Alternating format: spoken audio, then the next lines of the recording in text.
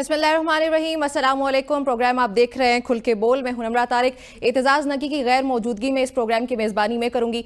नाज़रीन, आज का दिन जो है वो इंतहाई अहमियत का हामिल रहा, इन द सेंस के पॉलिटिकल एक्टिविटीज़ बहुत हमारे सामने आती रहीं और जो ब्रेकिंग न्यूज़ बन के हमारे सामने सबसे बड़ी खबर, सबसे बड़ी डेवलपमेंट आज की आई वो ये कि फेडरल गवर्नमेंट ने ये डिसाइड किया है कि पाकिस्तान तहरीक इंसाफ पर पाबंदी लगा दी जाए।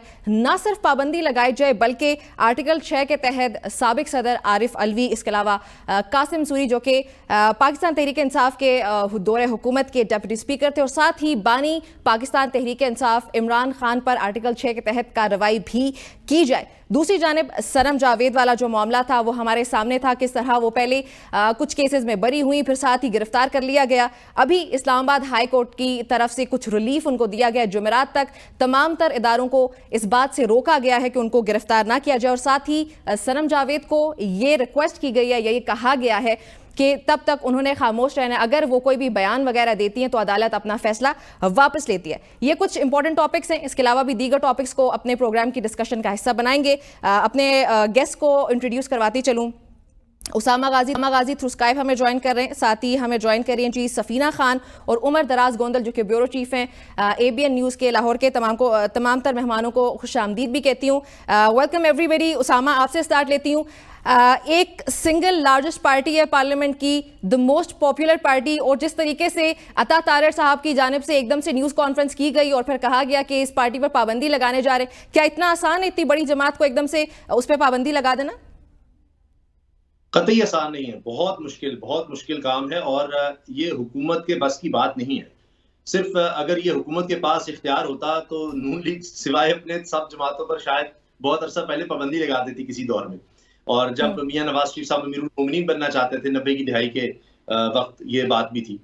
अब ये मामला जाएगा सुप्रीम कोर्ट में, और जाहिर है कि ये तो हमारे यहाँ एक कल्चर है कि जो भी हुकूमत में आता है वो दूसरी जमात को दबाने की पूरी कोशिश करता है, ये खो जाता है। इसीलिए आइन में ये गुंजाइश रखी हुई है कि कोई जमात या कोई हुकूमत किसी पर पाबंदी नहीं लगा सकती। अब देखिए ना, पीपल्स पार्टी वैसे तो हुकूमत के साथ है भी और नहीं भी, तो काबीना ने मंजूरी देनी है और उसमें पीपल्स पार्टी नहीं है, पीपल्स पार्टी के खिलाफ कर रही है। लेकिन क्या वो हुकूमत को रोकेगी, इतना प्रेशर डालेगी कि जी अगर आपने काम किया तो हम आपका साथ छोड़ देंगे? वो भी नहीं करेगी। तो आखिर में जाकर मामला जाएगा सुप्रीम कोर्ट में। और अब एक दफा फिर काजी फाइजा साहब के चंद दिन रह गए हैं रिटायरमेंट से पहले, उसमें उन पर बहुत भारी जिम्मेदारी नून लीग फिर डाल रही है कि जिस तरह बल्ले का निशान छीना था, अब एक दफा फिर कुछ नून लीग के लिए कुछ सहूलत पैदा हो जाए। मुझे नहीं लगता जो इस वक्त माहौल है उसमें नून लीग इस पे कामयाब हो सकेगी। ये एक प्रेशर टैक्टिक्स जरूर है कि दबाव बढ़ाया जाए और दिखाया जाए कि हम किसी भी हद तक जा सकते हैं, आगे बढ़ सकते हैं, लेकिन हुकूमत को इसमें नुकसान होगा। मुल्की सतह पर भी जाहिर है कि जो आम आदमी के मसाइल हैं वो हल नहीं हो रहे, अदम इस्तेहकाम मुल्क में मजीद बढ़ेगा। पूरी दुनिया में आप देखिए अक़वाम मुत्तहिदा के लेवल पर पहले बात जा चुकी है, अमरीकी करारदाद आ चुकी है, तो ये अपना केस और ज्यादा कमजोर कर रहे हैं और तहरीक इंसाफ का केस मजबूत कर रहे हैं कि उनके खिलाफ ये पॉलिटिकल विक्टिमाइजेशन हो रही है। आपने केसेस बनाने आप बना चुके हैं, 2 साल बाद आपको ये सब चीजों का ख्याल आ रहा है कि प्लान पहले से था, लेकिन अब डेस्परेशन है। अगर मखसूस नशिस्तों का फैसला तहरीक इंसाफ के हक में ना आता तो हुकूमत कभी भी ये कदम करना सोचती। तो ये डेस्परेशन है, प्रेशर टैक्टिक्स हैं, और इसमें हुकूमत को लेने के देने पड़ेंगे ही। Umar, thank you for your time. आपकी तरफ आती हूँ। ये बताइए, नून लीग का अपना फैसला लगता है आपको?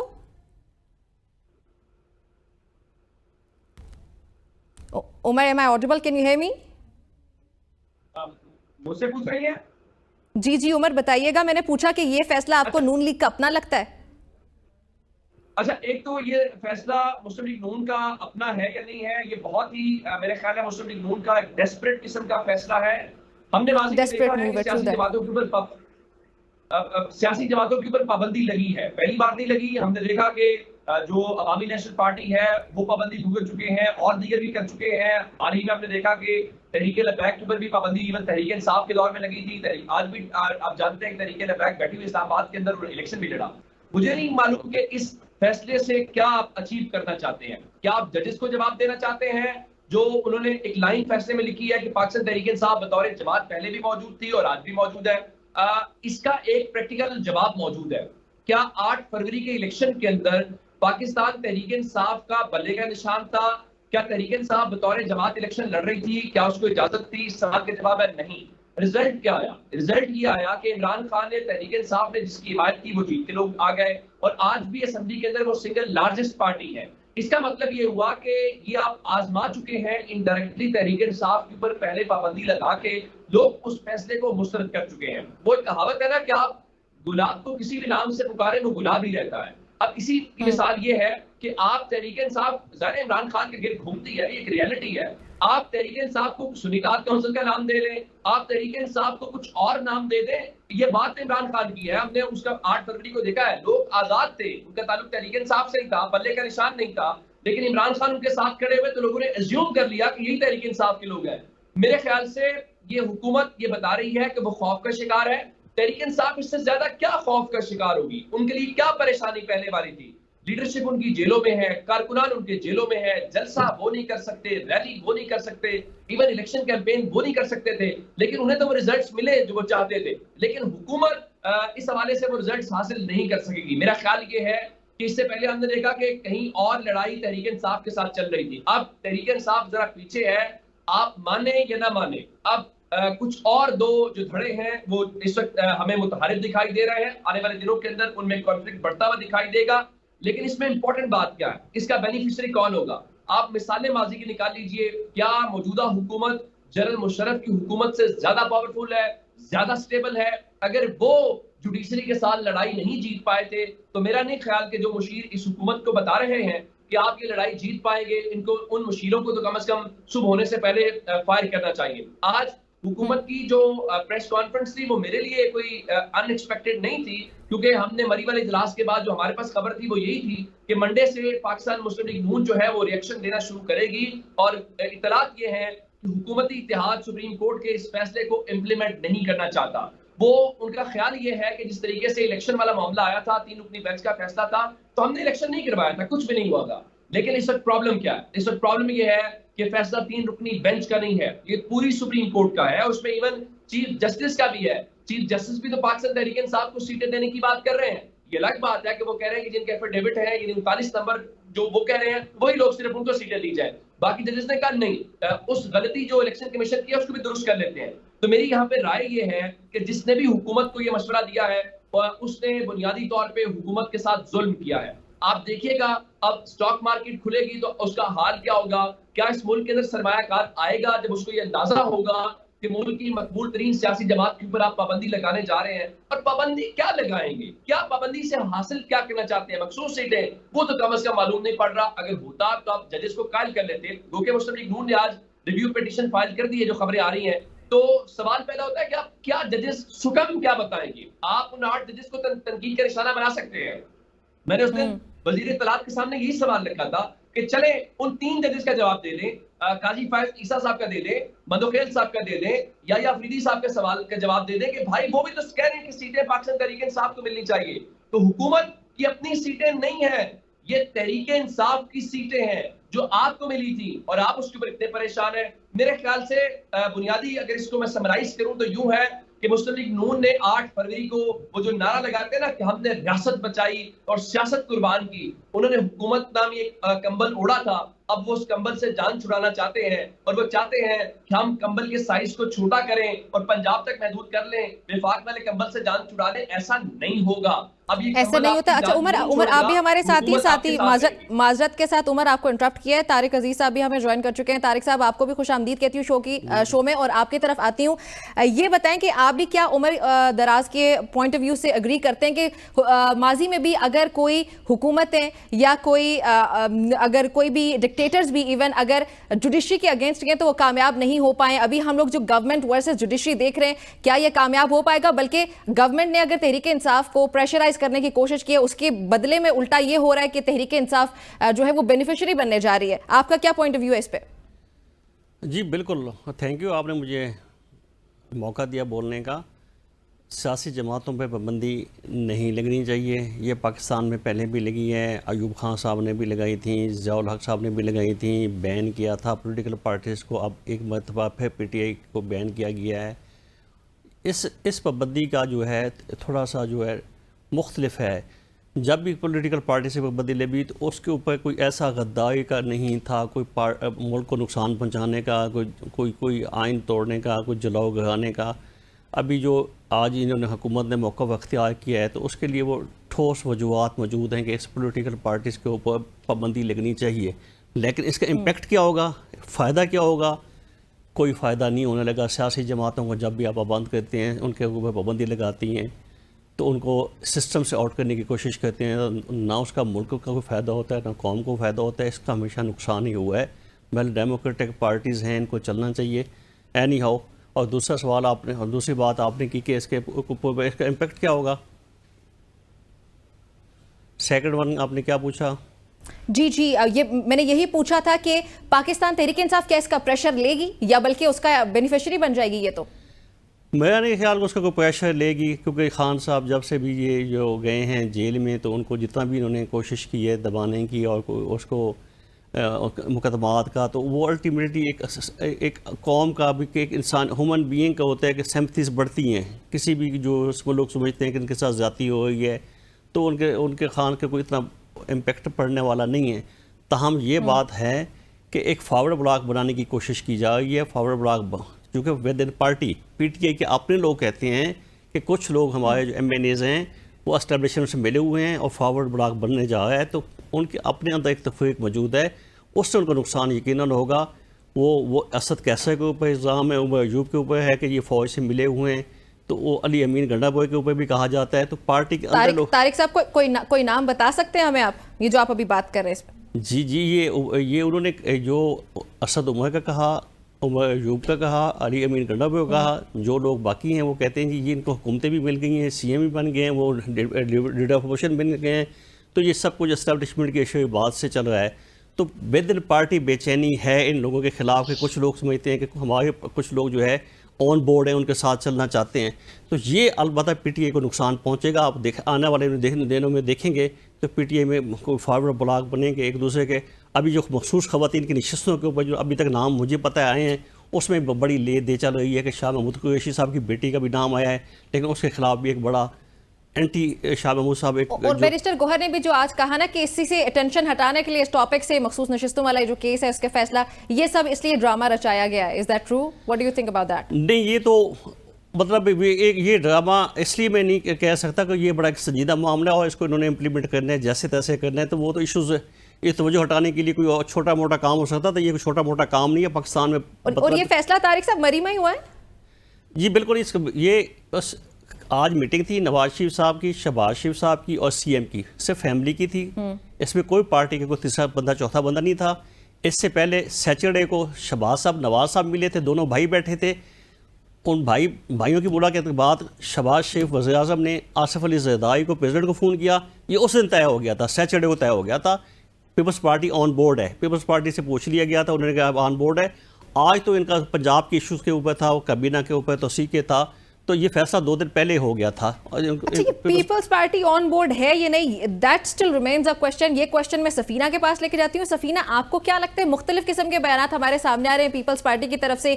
खुर्शीद शाह साहब का अगर बयान अभी का देखा जाए कुछ देर पहले का, तो उन्होंने कहा कि हमें ऑन बोर्ड नहीं लिया गया है। शर्जील इनाम मेमन की अगर बात की जाए तो उनकी तरफ से मुख्तलिफ किस्म का बयान है, विच मीन्स वो ये इंडिकेट करता है कि जो गवर्नमेंट का डिसीजन उसको पीपल्स पार्टी सपोर्ट करती है। तो Peoples Party what do you think as usual back foot पे खेल रही है? रज़ा बानी ने भी बयान दिया इस पर, वो भी मुख्तलिफ है उनका तीनों को। जी, रज़ा बयान बिल्कुल मुख्तलिफ बयानात आ रहे हैं, यही पॉइंट है। Safina, your comment on this? पहली बात तो पीपल्स पार्टी हमेशा बड़ा अच्छा जमहूरी प्ले करती है। एक उनका जो रहनुमा होता है वो हुकूमत वक्त के हक में बयान देता है, एक जो रहनुमा होगा वो अपोजिशन लीडर या अपोजिशन पार्टी के हक में स्टेटमेंट देता है, और एक मिला जुला दे देता है। तो पीपल्स पार्टी कभी भी हुकूमत के खिलाफ नहीं जाएगी। ये इनकी जस्ट स्टेटमेंट्स हैं। इनका पास में आप देख लें, कभी भी इनके स्टेटमेंट के बाद जो ये अमल करते हैं वो बिल्कुल 90 डिग्री ऑपोजिट जाके करते हैं। तो मुझे पीपल्स पार्टी के बयानात में ज्यादा इंटरेस्ट है नहीं, क्योंकि वो सिंपैथेटिक तरीके से पीटीआई के कारकुनान के साथ अपने आप को रिलेट करना चाहते हैं कि अगर आने वाले दिनों में पाकिस्तान का कोई भी सेटअप चेंज होता है तो उससे सबसे बड़ी बेनिफिशियरी जो है वो तहरीक इंसाफ नहीं होगी, वो पीपल्स पार्टी होगी। तो डेफिनेटली अगर इस सेटअप को हिलाया जाता है तो उसके बाद जो सेटअप है वो झोली में जाके गिरेगा जरदारी साहब के, बिलावल भुट्टो के। तो इसलिए वो बड़ी स्मार्टली प्ले करने की कोशिश कर रहे हैं। तो इनके स्टेटमेंट को ज्यादा आप सीरियस ना लें। अभी ही आप देखिएगा अगर ये फैसला होना है, फिर भी सफीना ना चाहते हुए भी हमें पीपल्स पार्टी की स्टेटमेंट्स को सीरियस लेना पड़ेगा, क्योंकि वो सबसे बड़े आईनी ओहदे लेकर हुकूमत का हिस्सा है।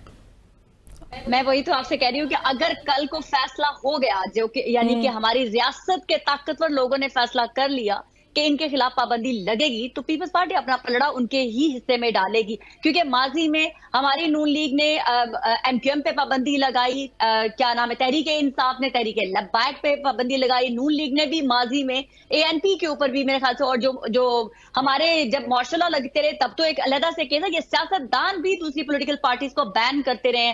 तो ये karma.com है जो होता है। और दूसरी तरफ आप लोग कह रहे थे कि तहरीक इंसाफ के अंदर एक चीज चल रही है, हलचल मची हुई है कि शायद उनके कोई मोल है हमारी एस्टेब्लिशमेंट के। एक बात याद रखिएगा, जब हमारी एस्टेब्लिशमेंट के लोग होते हैं हम उनको एक्सपोज कभी नहीं करते। तो इसलिए अगर कोई शख्स आके तहरीक इंसाफ का बहुत ज्यादा एस्टेब्लिशमेंट के खिलाफ स्टेटमेंट देता है तो मुझे पता होता है कि ये एस्टेब्लिशमेंट के साथ ही है, क्योंकि एस्टेब्लिशमेंट कभी भी नहीं चाहती कि उनके लिए जो काम कर रहा हो वो एक्सपोज हो। तो उनको वो पूरा का पूरा फ्री हैंड दिया जाता है ताकि वो बिहाइंड द सीन उनके साथ मिलकर जो गेम करनी होती है वो कर सके।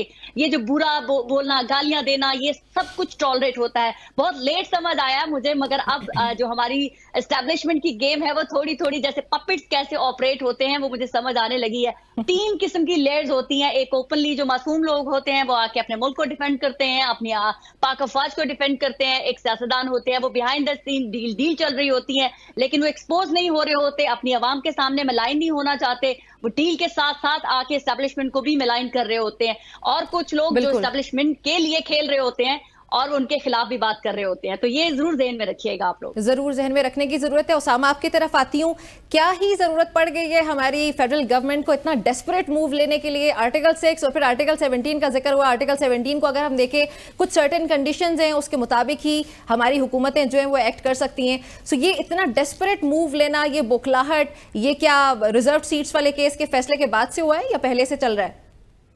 यकीनन रिजर्व सीट्स के बाद ही ये सारा इनको लग रहा है कि अभी आखिरी हमारे पास ऑप्शन रह गई है और आप इसको चाहे न्यूक्लियर ऑप्शन कह लें, वो इस्तेमाल करनी है। इससे पहले 2 साल से बातें जरूर हो रही थी लेकिन उनको जरूरत महसूस नहीं हुई क्योंकि उनको लग रहा था कि जस्टिस काजी फाइसा साहब मौजूद हैं और जहां जहां मुश्किल पेश आती है तो उनको वहां पर बड़ा अच्छा रिस्पॉन्स मिल जाता है।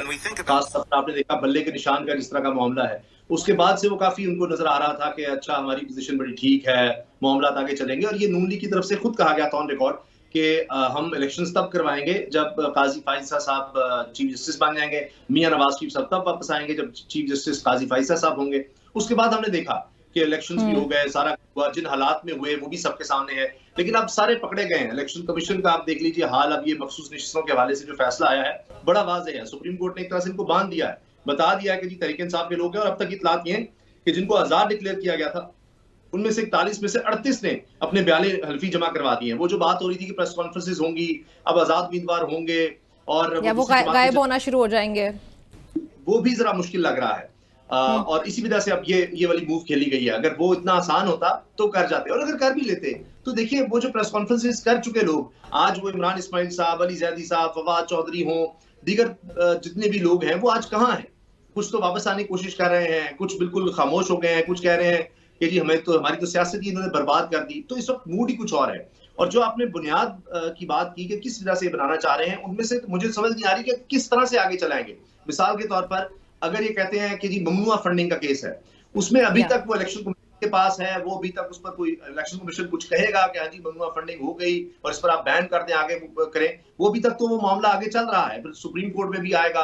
तो ममनुआ फंडिंग अभी उस तरह से साबित होना, फिर साबित हो भी गई तो ज्यादा से ज्यादा यह है कि वो उस हद तक ये ममनुआ फंडिंग है, या आपने जो जराए हैं दुरुस्त नहीं थे, बाकी पीपल्स पार्टी नूनी का तो पता नहीं कहां से फंडिंग हो रही थी, तो वो हो सकते हैं। किसी दुश्मन मुल्क के कहने पर आप किस तरह से काम कर रहे थे, ये कैसे साबित होगा? और खास तौर पर ये देखिए कि ये बात साइफर केस में भी हुई और उसका मजाक बन गया कि जी ये दुश्मन मुल्क को फायदा पहुंचाया। यही बात थी साइफर में। साइफर की बुनियाद पर कहते हैं जी पाबंदी लगानी है, वो भी आप देखिए साइफर केस तो पहले ही खत्म हो चुका। इसी तरह 9 मई के वाकयात की बात करते हैं तो और उसामा, हैरत की बात यह कि साइफर केस पहले ही खत्म हो चुका है तो अता तारड़ को उसको मेंशन करने की क्या ही जरूरत पड़ गई थी? उन्होंने अपनी तौर पे खुद ही वो अदालत बने हुए हैं। इसलिए 9 मई के जो मुकदमात हैं उसमें ज्यादातर तो अभी ट्रायल उस तरह से प्रोसीडिंग ही नहीं हो रही, जुर्म की तरफ अभी मामला ही नहीं गया कि उनके खिलाफ साबित हो जाए और वो सजा काट रहे हो और इतने बड़े पैमाने पर। बाकी आप देखिए कि अजीबोगरीब सोच है कि एक तरफ हुकूमत कहती है हमने ऑपरेशन अज़्म इस्तेहकाम शुरू करना है और उसके लिए हमें तमाम जमातों को साथ बिठाना है। चीन आया, चीन इस तरह करता नहीं होता, चीन के ये मिजाज के खिलाफ है कि उनके जनाब यहाँ पर वजीर आ रहे हैं, वो यहाँ पर सबको बिठा रहे हैं, बता रहे हैं कि जनाब आप आपस में बैठे हैं, सारे इकट्ठे हों, यहाँ पर इस्तेहकाम जरूरी है, फिर मईशत आगे बढ़ेगी। उसके बाद हम ऐलान और इस्तेहकाम की बात से मेरे जहन में सवाल आ गया, उमर की तरफ वो सवाल लेके बढ़ते हैं। उमर, इस्तेहकाम, पॉलिटिकल स्टेबिलिटी की बात हम कर रहे थे इलेक्शन से पहले कि पाकिस्तान में बिल्कुल भी नहीं, और हम एक्सपेक्ट ये कर रहे थे कि इलेक्शंस के बाद शायद पॉलिटिकल स्टेबिलिटी आए, जो कि हमने कुछ हद तक देखना शुरू किया ही था कि हुकूमत खुद ही उस पॉलिटिकल स्टेबिलिटी को बिल्कुल बर्बाद करके रख चुकी है। उसके बाद इकोनॉमिकली अगर हम बात करें तो इकोनॉमी हमारी वो बिल्कुल डूब चुकी है। सो गवर्नमेंट को आई थिंक फोकस वहां पे करना चाहिए कि हमारी मईशत या फिर दहशतगर्दी की हम बात करें, टेररिज्म का जो है वो हाइक हमारे सामने आ रही है। सो ये गवर्नमेंट का ये फोकस गलत तरफ लग गया कि सिर्फ तहरीक इंसाफ को नीचे कैसे उतारना है। देखिए, होता इस तरह से दुनिया जहान में ममालिक में बहरान आते हैं, बहुत बड़े इश्यूज भी आते हैं, तो उसका एक हल होता है। मिसाल के तौर पे जब हुकूमतें फंस जाती हैं तो जो मुहज़्ज़ब ममालिक हैं या स्टेबल ममालिक हैं वो क्या करते हैं कि वो असेंबलियां डिसॉल्व करते हैं, लोगों से रिव्यू करते हैं कि लोगों से फ्रेश मैंडेट लेके आते हैं। हम हाल ही में, कुछ ज्यादा वक्त नहीं गुजरा, 8 फरवरी को एक इलेक्शन हुआ है। ये जो जिसको आप अदम इस्तेहकाम कह रहे हैं, जिसका आप बहरान कह रहे हैं, क्या है? हम लोगों की विल को, हम लोगों के फैसले को कबूल नहीं करना चाह रहे। लोगों ने जिसको वोट दिया है, हम ये कहते हैं कि भाई चूंकि हमें वो कबूल नहीं है, हमारी जिद है, हमारी अना है, चूंकि हमें वो नापसंदीदा है तो हमें नहीं चाहिए। वरना तो होना ये चाहिए था। मुझे ये बताइए कि सबसे बड़ी पार्टी जो जनरल सीट्स कौन सी जीत के आई है? आप जरा खैबर पख्तूनख्वा के इलेक्शन होने दीजिए, आप बताइएगा सेनेट में सबसे बड़ी पार्टी कौन सी है? आप उसको रगड़ने के ऊपर लगे हुए हैं, आप उसको पाबंदी लगाने के ऊपर लगे हुए हैं। आप कहते हैं हम जिसके पास अवाम का सबसे ज्यादा मैंडेट है, जिसको लोगों ने सबसे ज्यादा पसंद किया है, हम उसको सिस्टम में से आउट करके, हम उसको बंद करके इस्तेकाम लेके आएंगे। भाई आप किस दुनिया में रहते हैं? क्या जो सरमायाकार है वो आपकी बातों में आता तो पिछले 16 महीने में कितनी इन्वेस्टमेंट पाकिस्तान के अंदर आई है? कितने महीने हो गए इस हुकूमत को आए हुए? ज्यादा नहीं चले हुए। आप अभी तक वादे हमें सुना रहे हैं, उसने वादा कर लिया, उसने प्लेज कर लिया, उसने आज़म का दोहरा दिया है। भाई आपको कोई मुंह नहीं इस तरह लगाएगा।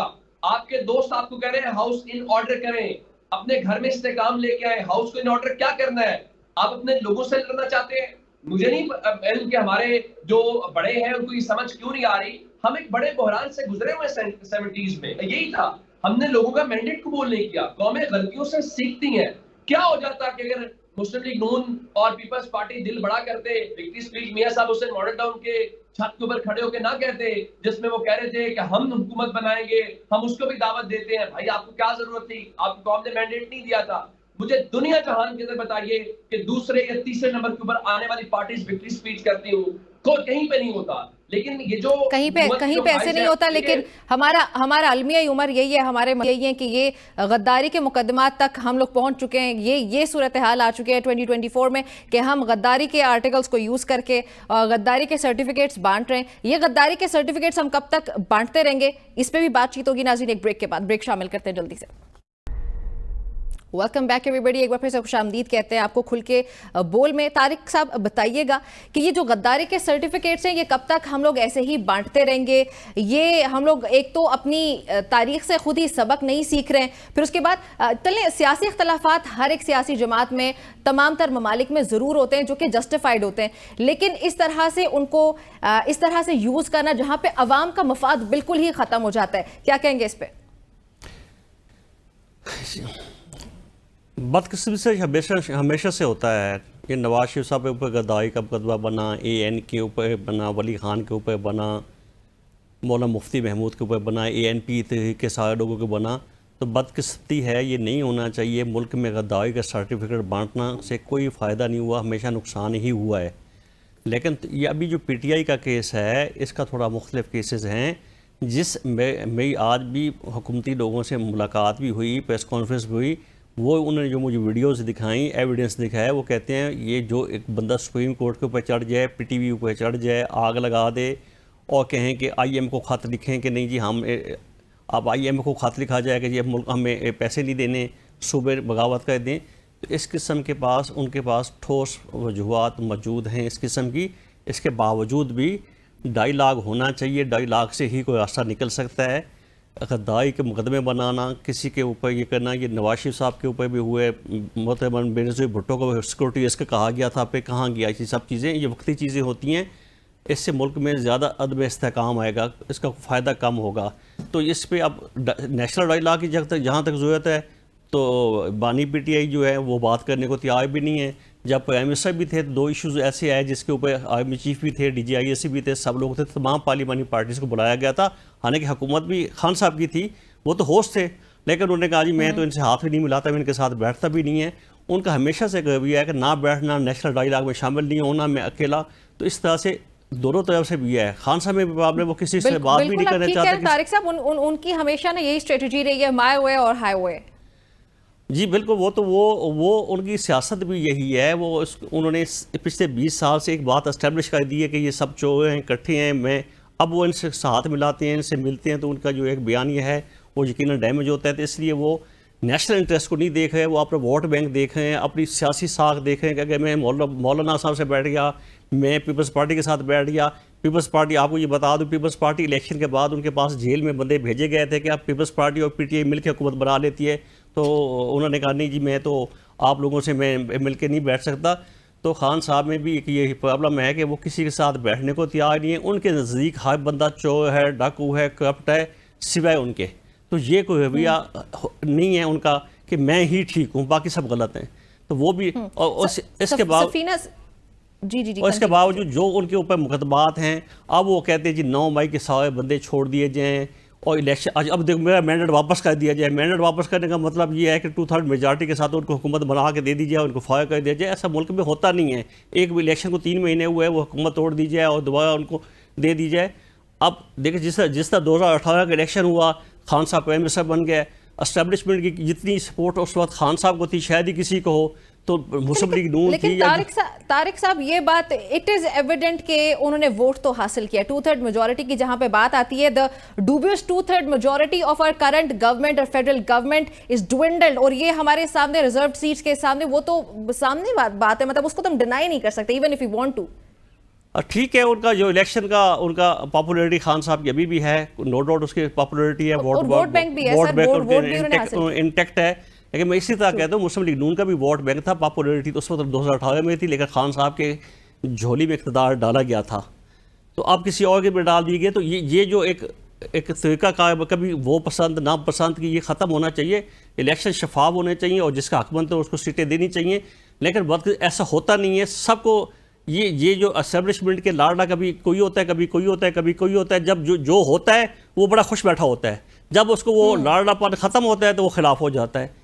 तो ये सियासतदानों में भी ये इशू है, प्रॉब्लम है कि अगर वो यही मसला है कि वो एक टेबल पे बैठ नहीं रहे। सफीना आपकी तरफ आऊंगी। तारिक साहब का ये पॉइंट ऑफ व्यू बिल्कुल ठीक भी है, मैं इसको सेकंड भी करती हूँ कि एक टेबल पे बैठने की dialogue is the only way out. हमारे सियासतदानों को ये अब अंडरस्टैंड करने की जरूरत है कि जब तक वो एक टेबल पे नहीं बैठेंगे, अपने मसाइल के बारे में बात नहीं करेंगे और जो अवाम के मसाइल हैं उसके हल के लिए नहीं जाएंगे, तब तक हम आगे नहीं बढ़ सकते। ये एक दूसरे को गिराना और फिर हुकूमतें बनाना, ये हमारे काम मजीद नहीं आने वाला। I totally endorse Mr. Tariq कि वो सही कह रहे हैं कि इमरान खान साहब का ये एटीट्यूड उनको डैमेज कर रहा है कि मैं हूं, मेरी बात सुनी जाए, जो मैं कहूं वही हो। ऐसा नहीं हो सकता। पूरी दुनिया के अंदर, अभी इंडिया के अंदर भी इलेक्शन हुए, आपने देखा है कि वहां पर भी सबको पता है कि रियासत ने एक्ट किया है और मोदी साहब को फोर्सफुली जतवाया गया, लेकिन वहां पर इसके बावजूद जो है इलेक्शन के रिजल्ट को एक्सेप्ट किया गया है। पार्लियामेंट बनी है, किसी एक शख्स ने भी धांधली का नारा नहीं लगाया। अभी हमारे बरतानिया में इलेक्शन हुए हैं, किस तरह से मेजॉरिटी से लेबर ने क्लीन स्वीप किया है ऑलमोस्ट, लेकिन एक भी आवाज धांधली की नहीं आई है। और अभी अमेरिका के अंदर आपने देखा डोनाल्ड ट्रंप के ऊपर एक असैसिनेशन अटेम्प्ट हुई है जिससे वो बाल बचे हैं, उनकी जान जा सकती थी। अब वो इलेक्शन जीतेंगे और जिस तरह से जीतेंगे, लेकिन कोई भी एक आवाज आपको सुनने को नहीं मिलेगी कि वहां पर कोई धांधली हुई है। पाकिस्तान में ये फैशन है, पाकिस्तान में ये सियासतदानों ने हमेशा हमारे सिस्टम को मिलान करके रखा है। अब इमरान खान साहब अपने मफादात को देखते हुए वो हर चीज को एक तरफ रख दिया। अभी आप PTI का क्या है स्टैंड है कि जी 2/3 मेजॉरिटी से हमें लाया जाए, कैसे उनको हुकूमत दी जा सकती है? आप मुझे बताएं, कौन सा ऐसा तरीका है आइन के अंदर कि तमाम लोगों को उठा के बाहर फेंक दिया जाए? क्या जो 22-25 करोड़ की आबादी है पाकिस्तान की, वो तमाम की तमाम PTI की वोटर है और सपोर्टर है? नहीं, ऐसा नहीं है। PMLN का भी वोट बैंक है, MQM का भी वोट बैंक है, पीपल्स पार्टी का भी वोट बैंक है, मुस्लिम लीग काफ है, हमारी बाप पार्टी है, उसके बाद और भी बहुत सारी तरीके लब्बैक है। तो ये सिर्फ कह देना कि ये जो 22-23 करोड़ अवाम है ये सिर्फ मेरी है, ये गलत एटीट्यूड होता है। इमरान खान साहब को समझने की जरूरत है कि आप इंडिविजुअली अकेले अपने बलबूते पे पाकिस्तान को नहीं चला सकते। उनकी अपनी पार्टी के लोग उनके साथ कहां खड़े हैं, उनके तमाम क्लोज वन उनको छोड़ के चले गए। वो अपने ऑपोजिशन के लोगों को तो चोर चोर कह सकते हैं, उनके अपने लोग चोर निकले हैं, उनके अपने लोग बुज़दिल निकले हैं, उनके अपने लोग जो है वो कॉम्प्रोमाइज हुए हुए थे। तो ये कह देना कि सिर्फ मैं ठीक हूं बाकी सब उसका एक गलत है। इम्पोर्टेंट सफीना, उसका एक इम्पोर्टेंट फैक्टर प्रेशर भी होता है, और प्रेशर भी हम लोगों की आंखों के सामने ही है कि सियासतदानों पे किस तरह उनको प्रेशराइज भी किया जाता है। सो ये भी तो तारीख ही है पाकिस्तान की सियासत की। लेकिन ये प्रेशर किस पॉलिटिकल पार्टी पर नहीं हुआ? PMLN के जब इमरान खान साहब की हुकूमती सेनेट में उनके आजाद कैंडिडेट खड़े हुए, क्या हम उस चीज को छोड़ दें कि क्या हुआ था? पीपल्स पार्टी, 2 पीपल्स पार्टियां क्या नहीं बनी थी? PMLN के लोगों को जबरदस्ती क्या नहीं उनसे छुड़वाया गया था? तो ये PTI के साथ एक तो विक्टिम कार्ड खेलना बंद कर दे। उन्होंने नई हुकूमत लेनी ना ले, लेकिन ये कह देना कि सारे जुल्म तारीख में पहली दफा उनके साथ हो रहे हैं, ये ज्यादती है। हाँ, इनके साथ ज्यादती हो रही है, लेकिन मेरे नजदीक ये ज्यादती पहली दफा नहीं हो रही। आप यकीन माने कि आज इमरान खान को हुकूमत मिल जाए, आज उनके लोग प्राइम मिनिस्टर बन जाए, वो ये तमाम एक्शन जो है अपने मुखालफिन के साथ करते हुए मिलेंगे, उनको भी गद्दारी के तमगे देंगे, उनको भी जेलों में डालेंगे, उनको भी कहेंगे कि मुल्क के लिए खतरा है, फिर हमारी एस्टेब्लिशमेंट पाक फौज के यही नारे लगाएंगे। तो मेरी सिर्फ इतनी शॉर्ट फॉर्म में कहनी है, यही तो मसला है सफीना कि जो कल का गलत है, हम उसको आज के गलत को ये कह के जस्टिफाई कर देते हैं कि वो पहले भी होता रहा। प्रॉब्लम ये कि कहीं ना कहीं फुल स्टॉप लगाने की जरूरत है। This is where we are failing. कोई भी नहीं, but that's what I am saying, no one gonna stop. कोई भी डॉट नहीं लगाएगा। मैं यही तो कह रही हूँ, आज इक़्तिदार PTI को मिल जाए, ये सेम अपने एक्शन रिपीट करेंगे, तो ये सुधरने वाले नहीं है। ये सियासतदानों को इक़्तिदार का लस्ट है, वो छिन जाता है तो ये शाउट करते हैं, मिल जाता है तो ये चुप कर जाते हैं। मियां मोहम्मद नवाज शरीफ साहब इतने इनकलाबी थे, कहाँ हैं? खामोश, ऐसे खामोश कि एक लफ्ज उनके मुंह से नहीं निकलता। तो ये कहना कि आप इनकलाबी, उनको इक़्तिदार में, या बेटी CM बन गई, भाई PM बन गया, पार्टी हुकूमत में है, उनको अब कोई इनकलाब उनके पेट में जो है वो नहीं उठ रहा, आराम से चिलैक्स कर रहे हैं, मजे कर रहे हैं। बिल्कुल ऐसे ही लग ही रहा कि वो मरी में काफी ज्यादा रिलैक्स कर रहे हैं। सामा आपकी तरफ आती हूँ, तलाल चौधरी और बाकी भी आज के जो पॉलिटिकल लीडर्स हैं, उन्होंने यही कहा है कि इमरान खान के साथ या पाकिस्तान तहरीक इंसाफ के साथ जो भी हो रहा है वो उनकी अपनी वजह से ही हो रहा है, उनकी जो अपनी पॉलिसी है माए हुए और दिहाए हुए, उसकी वजह से ये सब सफर कर रहे हैं। Do you agree?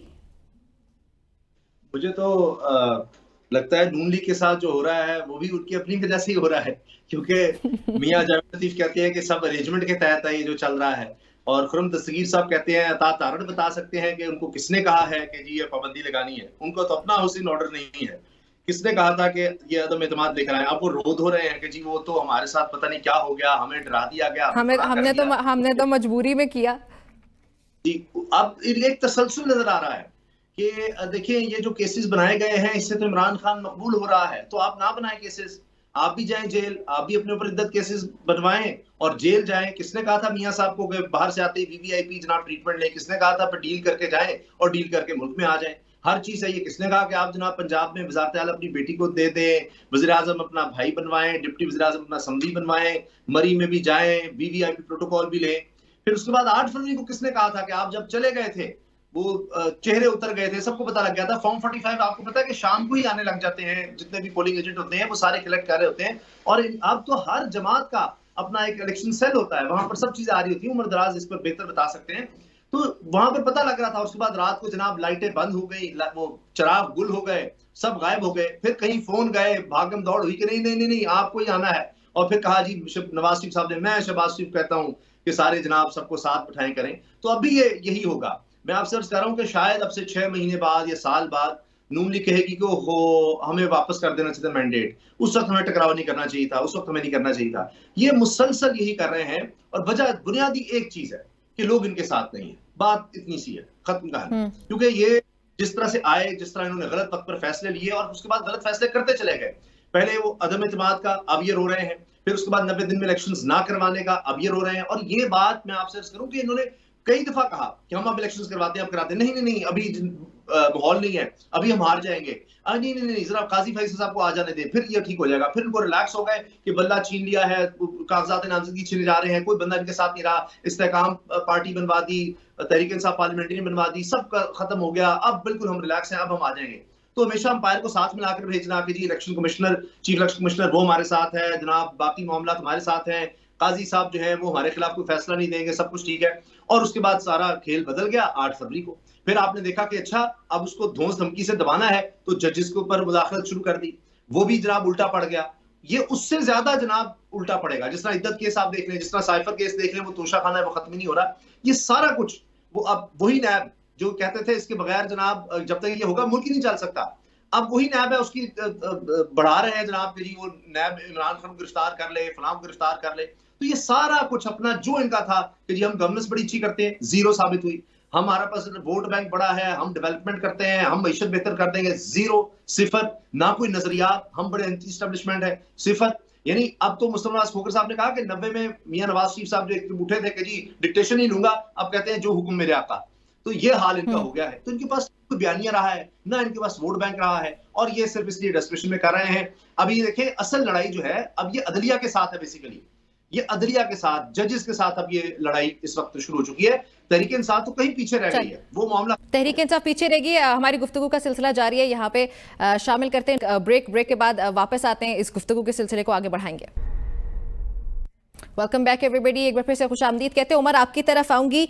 सियासी जमातों के खिलाफ या अपोजिशन के खिलाफ गवर्नमेंट जो कर रही है वो तो चले हमारे सामने, लेकिन साथ ही जुडिशरी को मलाइन करने की मुख्तलिफ किस्म की कैंपेन, मुख्तलिफ किस्म के इकदाम भी हमारे सामने आते हैं। आज एक दरख्वास्त दायर की गई इस्लामाबाद हाईकोर्ट में जस्टिस अरबाब ताहिर के खिलाफ, और आपको याद होगा ये जस्टिस अरबाब उन्हीं 6 जजेस में शामिल है जिन्होंने अदलिया में मुदाखलत के खिलाफ खत जो है वो लिखा था। सो आपको क्या लगता है कि अदलिया को या जुडिशरी के खिलाफ ऐसे जाके हुकूमतों का निजाम चल पाएगा? मेरे ख्याल से ये जो हमने थोड़े अर्से पहले देखा है कि जजेस के खिलाफ एक तो खत आया, खत के बाद फिर रेफरेंसेस आना शुरू हो गए, और अरबाब ताहिर साहब क्या बात कर रहे हैं, उनके खिलाफ ये चौथा रेफरेंस है। चौथे से मुराद ये है कि पहले हमने देखा कि जस्टिस मोहसिन अख्तर कियानी साहब के खिलाफ रेफरेंस आया, जस्टिस बाबर सत्तार साहब के खिलाफ आया, जस्टिस तारिक जहांगीरी साहब के खिलाफ आया, और अब जस्टिस अरबाब ताहिर साहब के खिलाफ आ गया है। जाहिर है अगर वो टेरियान वाइट केस के अंदर कोई और फैसला दे देते तो जाहिर है ये उनको ना करना पड़ता। इसी तरह से तारिक जहांगीरी साहब जो है वो ट्राइब्यूनल्स के ऊपर हाथ हौला रख लेते तो उस तरह से चीजें ना होती। इसी तरह से अगर ऑडियो लीक्स ना होती तो जो बाबर सत्तार साहब हैं वो भी अगर इस किस्म का हुक्मनामा ना देते चीजें मुख्तलिफ होती। मेरा ख्याल है कि ये चीजें अब उस तरह से नहीं चल पाएगी। एक तो उन जजेस ने जब तक दबाव बर्दाश्त किया वो कर सकते थे, उन्होंने किया, आपने दबाव डाल दिया, लेकिन उस खत के बाद सूरत हाल यकसर तब्दील है। अब आपको नजर आ रहा होगा सुप्रीम कोर्ट ने जब इस किस्म का फैसला दिया जिससे सबको पता चल रहा है कि वो फैसला है जो जहां ताकत है उनको ये पसंद नहीं है, ये सब पूरा जो मंजरनामा है इसी वजह से उसका रिएक्शन है। तो अब वो हमें नजर आ रहा है कि इस्लामाबाद हाई कोर्ट, आज आपने देखा सरम जावेद के मामले के ऊपर गुलशन औरंगजेब साहब का जो ऑर्डर है, बाकी चीजों के ऊपर आप देख रहे हैं कि जजेस स्टैंड कर रहे हैं। जजेस को अंदाजा है आपने जो कुछ करना था दीवार के साथ लगाना था और अपनी तरफ से दबाने की कोशिश की, आपने बेसिकली प्रैक्टिस की जो हमने देखा था जब असेंबलियां टूटी। तो आपने कहा ठीक है सुप्रीम कोर्ट ने फैसला दे दिया है तो हमने नहीं इलेक्शन कराया तो क्या हो गया, कुछ भी नहीं हुआ, तो हमें क्या मसला है। लेकिन जाहिर है हर चीज की एक हद होती है, और मुस्लिम लीग नून की या ये जो मौजूदा पीडीएम की गवर्नमेंट है ये मार्शल लॉ से ज्यादा पावरफुल नहीं है। मार्शल लॉ के अंदर भी हमने देखा कि जब एक वक्त आया कि इफ्तिखार चौधरी साहब वाली मूवमेंट शुरू हुई तो फिर गवर्नमेंट का उस वक्त क्या हाल हुआ, at the end general Musharraf को ही जाना पड़ा। तो इसी तरह से ये जो सारे कभी हनीफ राय साहब आ जाते हैं, कभी कोई और आ जाता है, ये सारी की सारी फिर जब उनके लफ्ज इस्तेमाल होते हैं, जो अतर मिनल्ला साहब ने एक लफ्ज इस्तेमाल किया था प्रॉक्सी वाला, तो फिर बुरा लगता है। लेकिन मेरा ख्याल ये है कि अब जजेस को अंदाजा हो गया है कि उनके खिलाफ रेफरेंसेस भी आएंगे, उनके खिलाफ सोशल मीडिया कैंपेन भी होगी, बहुत कुछ होगा, लेकिन जजेस जो काम कर रहे हैं उनको ये काम करना चाहिए, उन्हें इंसाफ देना चाहिए, उन्हें बुनियादी इंसानी हुकूक की जो पामाली है उसको रोकना चाहिए, उसके लिए जितना वो किरदार अदा कर सकते हैं वो करना चाहिए। और ये जो सारे रेफरेंसेस हैं इसका एक मतलब बड़ा वाज़ेह है। देखिए जुडिशरी क्यों इस्तेमाल है, आप भुट्टो साहब के केस से, मार्शल लॉ के दौर से देख लीजिए, जुडिशरी ने हमेशा अपना कंधा दिया। एट द एंड गंदा कौन हुआ, एट द एंड वो सारा मलबा किसके ऊपर गिरा, जुडिशरी के ऊपर गिरा ना। आप ये तो कह देते हैं कि जुल्फिकार अली भुट्टो का गलत ट्रायल हुआ था जुल्फिकार अली भुट्टो को गलत फांसी पे चढ़ाया गया था, लेकिन आप ये नहीं कह पाते कि किसने करवाया था या इसका बेनिफिशियरी कौन था या किसके इशारे बिल्कुल, पर हुआ। और उसकी At the वजह end, से जुडिशरी को भी बहुत सारा प्रेशर लेना पड़ता है। आगे बढ़ते हैं। अच्छा सफीना, आपकी तरफ आऊंगी। जब हमारी ये गवर्नमेंट कुछ ना कुछ इकदाम लेती है तो हमें लगता है दिस इज द लिमिट, इससे आगे कुछ भी नहीं हो सकता, ये तो हद पार कर दी इन्होंने। लेकिन फिर अनफॉर्चुनेटली उससे भी ज्यादा आगे की कोई चीज हमारे सामने आ जाती है जो हम लोग एक्सपेक्ट भी नहीं कर पाते। अभी आज की ही अता तारड़ साहब की प्रेस कॉन्फ्रेंस को अगर देखा जाए, आर्टिकल 6, फिर उसके अलावा पाबंदी की बात आती है, and on top of that उन्होंने जो तीसरी बात कर दी कि वो ओवरसीज पाकिस्तानी जो कि पाकिस्तान तहरीक इंसाफ को सपोर्ट करने जा रहे हैं उनके पासपोर्ट्स को ब्लॉक कर दिया जाएगा। मतलब व्हाट इज दिस बिहेवियर? पहली बात कि अभी पहले भी हमारे पैनलिस्ट ने बोला कि शायद ये एस्टैब्लिशमेंट की प्रेशर या ऑर्डर है या पीएमएलएन के, मेरे ख्याल से पीएमएलएन ये अपने ताई ये तमाम इकदाम उठा रही है, इसीलिए पीएमएलएन के अंदर से ही कुछ लोग आकर इसकी मुखालफत करते हुए नजर आ रहे हैं, क्योंकि गुड कॉप बैड कॉप खेला जाता है कि अगर वहां से इस चीज के इस फैसले की मुखालफत हो गई तो हम कहेंगे नहीं नहीं ये तो हमारा इंटरनली हमारे लीडरान ने कहा, नवाज शरीफ साहब ने कह दिया कि नहीं नहीं हम किसी को गिरफ्तार नहीं दे सकते, नहीं नहीं हम किसी पार्टी को बैन नहीं कर सकते। लेकिन अगर आप ये याद रखिएगा कि ऊपर से अगर इनको किसी भी किस्म का इशारा ना आया कि आप इस काम को ना करें तो ये जरूर कर गुजरेंगे। तो आप इस चीज को लाइट मत ले। अब बस दुआ करें तहरीक इंसाफ वाले के ऊपर वाले ये ना चाहते हों, अगर उनकी भी चाह इसमें शामिल हुई तो पीएमएलएन हर वो इकदाम कर बैठेगी जो वो अता तारड़ कह कर गए हैं। तो ये तो बहुत ही ऑब्वियस है। मैं इस चीज को इसलिए लाइटर नहीं ले रही कि मैं उन लोगों के ज्यादा स्टेटमेंट जैसे खुर्रम दस्तगीर हो गए या दूसरे आके बोल रहे हैं मैं उसको इस तरह से ले रही हूँ कि क्योंकि गुड कॉप बैड कॉप खेला जा रहा है। ये बहुत ही मैं कहती हूँ कि एक बुरा रवैया है हमारे सियासतदानों का कि जब वो इक्तदार में आते हैं तो अपने मुखालिफिन को टोटली नॉकआउट, बल्कि इक्तदार से क्या रियासत से क्या सियासत से लिए भी वो ममनू करार दे देना चाहते हैं। पॉलिटिकली विक्टिमाइज किया जाता है, पॉलिटिकली विक्टिमाइज किया जाता है। तो ये सभी करते हैं, यही वो एटीट्यूड है जिसको खत्म करने की जरूरत है। और अब जैसे ओवरसीज की बात कर रहे हैं, अब ये पीएमएलएन वाले जब ऑपोजिशन में थे तो ये तमाम ओवरसीज लोगों को यूज करते थे, ओवरसीज के थ्रू जो है ट्वीट्स करवाई जाती थी, प्रेशर बनवाया जाता था ताकि पाकिस्तान के अंदर रहने वाले जो इनके वर्कर और सपोर्टर है उनके ऊपर प्रेशर ना आए। तो हमेशा ओवरसीज पाकिस्तानीज को ये तमाम पॉलिटिकल पार्टीज जो है एक चारे की तरह यूज करती है। आई एम सॉरी टू से पीटीआई भी उसको चारे की तौर पे यूज कर रही है। कल को जब ये हुकूमत में आ जाएंगे सब चीजें ठंडी हो जाएंगी और कोई जो इंडिविजुअल इस तरह से हरकत करने की कोशिश करे इन्होंने भी यही करना। और अगर कोई इंडिविजुअल जिसकी गैरत जिंदा रहेगी वो बोलेगा तो उसको ये खुद ही कॉर्नर कर देंगे, खुद ही उठा के इसको बाहर फेंक देंगे कि ये तुम हाउ डेयर यू जो रियासत के खिलाफ बोल रहे हो। I totally agree. Safina, Tariq साहब, बैरूने मुल्क जो हमारे पाकिस्तानी बहन भाई हैं उनके पासपोर्ट्स को ब्लॉक करना या उनके खिलाफ, पहली बात तो ये कि ज़रूरत ही नहीं है आपको इस तरह के एक्शंस लेने की, लेकिन अगर आप ये करें तो ऑब्वियसली एक बड़ा नंबर है और वो फिर हमारी इकोनॉमी को भी कहीं ना कहीं स्टेबलाइज करने में बहुत बड़ा रोल अदा करते हैं। तो आपने आपकी जो अपाहिज किस्म की इकोनॉमी पहले से है उसको आप मजीद जो है वो तंग कर रहे हैं।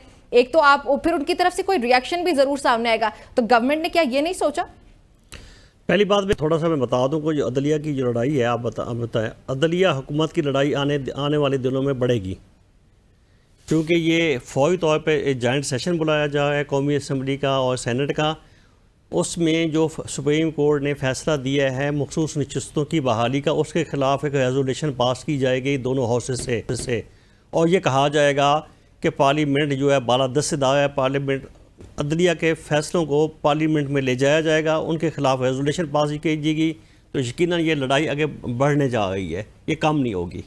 ये हुकूमत ने फैसला कर लिया है, इसके ऊपर हुकूमत, पीपल्स पार्टी और इत्तेहादी जमातें तमाम ऑन बोर्ड हैं। अब आपने कहा ओवरसीज़, सब ओवरसीज़ को कुछ नहीं छेड़ा जाएगा। जो लोग पॉलिटिकल एक्टिविटीज़ में हैं और जो लॉबी करते हैं, फंडिंग करते हैं, पीटीआई के लिए काम करते हैं, जिस तरह आपने देखा नवाज शरीफ साहब जब 4 साल लंदन में थे, उनके घर के बाहर खड़े होकर गालियां देना, वहाँ के उनका रास्ता रोकना, गाड़ी रोकनी, जो इस किस्म की पॉलिटिकल एक्टिविटीज़ में होंगे, जो पाकिस्तान को बदनाम करने वाले होंगे, जो पाकिस्तान या पाकिस्तानी फ़ौज की, आप देख लें जितने लोग जो है पाकिस्तानी फ़ौज की एस्टेब्लिशमेंट की ट्रोलिंग करते हैं, वो लंदन बैठे हुए हैं, दुबई बैठे हुए हैं, अमेरिका बैठे हुए हैं, जहाँ भी बैठे हुए हैं। तो ये उनके लिए है। एक आम पाकिस्तानी जो वहाँ पे अपना काम करता है, मजदूरी करता है, पैसे घर भेजते हैं, उनके लिए तो कोई इशू नहीं है, उनका मसला है ही नहीं। तो ये तो यही वजह है। तो अगर ये पहले किया जाता तो मस्जिद नबी में जो वाक़या हुआ था, तो वो कभी आप सोच सकते हैं कि मस्जिद नबी में जहाँ पे ऊंचा बोलने की आवाज़ अब इजाज़त भी नहीं है, वहाँ पे ये जो कुछ हुआ, तो ये पहले होना चाहिए था। लेकिन आम पाकिस्तानी कोई भी है जो सियासत में नहीं है, जो गालियाँ नहीं देता, जो फंडिंग नहीं करता, तो उसके लिए तो कोई इशू नहीं है। इशू उनके लिए होगा जो एक मतलब वहाँ आप कमाने के लिए गए हुए हैं, पैसे के लिए नहीं गए, वहाँ जाके सियासत करें और पाक फौज को भी गालियाँ दें, हुकूमत को भी गालियाँ दें, और किसी के लिए भी, चाहे कोई नून लीग का और नून लीग वाले अगर खान को भी गालियाँ देते हैं वहाँ पे बैठ के, तो ये इस किस्म की जो है वहाँ ना अपने मुल्क के लिए कोई अच्छा मैसेज आता है, ना वहाँ उनके लिए अच्छा मैसेज जाता है। तो वहाँ जाके सियासत करना, मैं तो बल्कि ये कहता हूँ कि पॉलिटिकल पार्टीज़ की जितनी विंग्स हैं ओवरसीज़ में ख़त्म कर दीजिए, वहाँ पर पाकिस्तानी कम्युनिटी होनी चाहिए।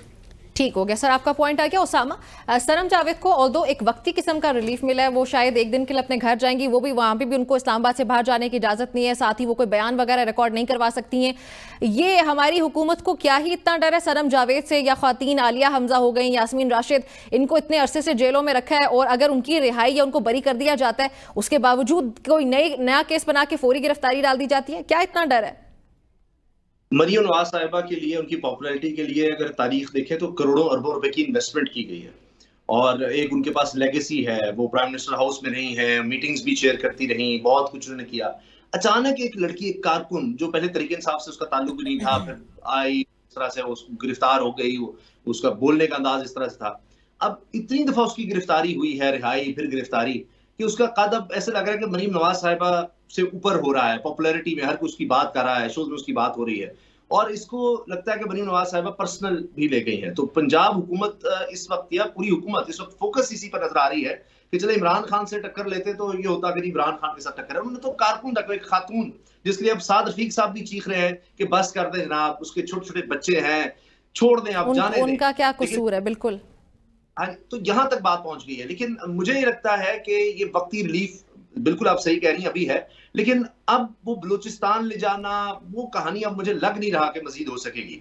अब जो वो मुट्ठी है वो आहिस्ता ढीली पड़ रही है, खुल रही है, और ये जो इस्लामाबाद हाई कोर्ट की तरफ से ऑर्डर है, ये बड़ा वाज़ेह, बड़ा सख्त है। उन्होंने इसमें आगे जाकर वाज़ेह तौर पर कहा है कि देखना होगा कि किस तरह बार बार ये गिरफ्तारी हो रही है, क्या हुकूमत कर रही है, किस बुनियाद पर एक औरत को, एक लड़की को बार बार गिरफ्तार किया जा रहा है। और आप देखिए, हमारा आइन भी बच्चों और खवातीन के लिए खास तौर पर आइन में दर्ज है कि उनके लिए यानी स्पेशल लॉज बन सकते हैं, वरना सब बराबर है।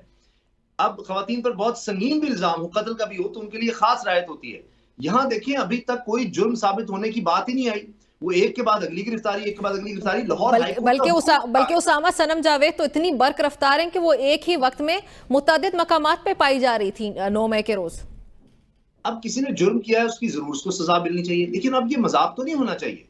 या तो आप जुर्म साबित करें, अदालतें कहती हैं जी अच्छा, आप कहते हैं ये जुर्म हुआ है, साबित करें, वो कुछ भी नहीं हो रहा, बस जी वो रिमांड ले लो, अगले में रिमांड ले लो, यहां से रहा हो रही है उसमें गिरफ्तार कर लो। ये सब क्या है? जब आपके पास बिल्कुल वाज़ेह सबूत हो तो उसके बाद तो इसकी जरूरत ही नहीं पड़नी चाहिए कि आप अगले मुकदमा बनाए। हाई कोर्ट का ऑर्डर है, हाई कोर्ट ने फैसला दिया कि ये अदालत के साथ मजाक और अदालत की बेइज्जती की जा रही है, कि अदालत कहती है कि रिहा करें, आप कहते हैं अच्छा हम नहीं करते। और ये अगर हुकूमत की सोच है, और बिल्कुल इसमें कोई चंबे की बात नहीं होगी मेरे लिए कि वो करें, क्योंकि पहले भी उन्होंने यही किया था कि सुप्रीम कोर्ट कह रही है कि आप करें, इलेक्शंस करवाएं, आपने कहा नहीं करवाते, हमारे पास पैसे ही नहीं है। झूठ पर झूठ, इनके पास जनाब इजाजियत देने के लिए अरबों रुपया है। यानी एक कमिश्नर के दफ्तर की तज़कीर और आयश के लिए 40 करोड़ रुपया, 40 करोड़ रुपया लग रहा है। बिल्कुल ऐसे ही। अच्छा, सफीना भी इस पे ऐड करना चाह रही है। उसामा, सफीना आप क्या ऐड करना चाह रही हैं? प्लीज वो भी ऐड करें। और आपको क्या लगता है कि मरियम नवाज जहां करोड़ों रुपए खर्च करें अपनी पॉपुलैरिटी के लिए, सनम जावेद की पॉपुलैरिटी ज्यादा हो गई? मैं यहाँ से इत्तेफाक नहीं करती। बेशक सनम जावेद के साथ बहुत ज्यादा ज्यादती हो रही है, उनके साथ ही नहीं हो रही, बाकी खवातीन को मत भूलें। आलिया है, उनके भी बच्चियां हैं, उनकी भी मैंने बेटियां देखी हैं। यास्मीन तो राशिद, सनम जावेद को अगर आप यास्मीन राशिद और ऐसी खवातीन शायद जिनका मुझे पता भी नहीं है, तो सिर्फ एक पर्सनालिटी को उठा के कह देना कि शायद जुल्म की दास्तान उन्हीं के साथ रचाई जा रही है, यस मुझे थोड़ा सा अजीब जरूर लगता है। मेरी बात बुरी जरूर लगेगी कि वाई ओनली सनम जावेद, क्यों सनम जावेद को बार बार मीडिया के सामने लाया जाता है, क्यों ओनली सनम जावेद? तो ऐसा नहीं है। और दूसरी बात ये कह देना कि सनम जावेद मरियम नवाज के कद तक पहुंच गई हैं, मैं इससे इत्तेफाक नहीं करती। सनम जावेद है, एक वर्कर है, और मरियम नवाज शरीफ साहिबा डेफिनेटली उनकी एक लेगेसी है सियासत में, उससे उनको किसी को भी इनकार नहीं हो सकता। बेशक आप उनको चेहरे से नापसंद करें, उनके नाम से नापसंद करें, लेकिन उनका अपना कद काट है सियासत में, जो उन्होंने अपने वालिद की गैर मौजूदगी में अपनी पार्टी को तमाम मर्दों के होते हुए उन्होंने जिंदा रखा। तो एक औरत है, आपको वो नहीं पसंद हो सकती, लेकिन उनकी अपनी एक स्ट्रगल है, उन्होंने अपनी एक लेगेसी, अपना एक मार्क छोड़ा है। और अभी वो जिस तरह से PMLN के लिए पंजाब के अंदर एक अपना ट्रेड मार्क छोड़ने की कोशिश कर रही है, हमें एटलीस्ट उसको उनकी एफर्ट्स को अप्रिशिएट करना चाहिए। पैसा तो कौन नहीं लगाता, सब लगाते हैं, PMLN वाले लगाते हैं, उमर आप इससे अग्री करते हो? उसामा भी कुछ कहना चाह रहे हैं, प्लीज उसामा बताइए। अगर ये स्टैंडर्ड सही है कि लेगेसी को मेंटेन किया जाए, फादर अगर आपके या आपके चाचा वगैरह भाई वगैरह हुकूमत में है और आप उसके बाद आगे आ रहे हैं? उमर अयूबी बड़ा जबरदस्त ये पर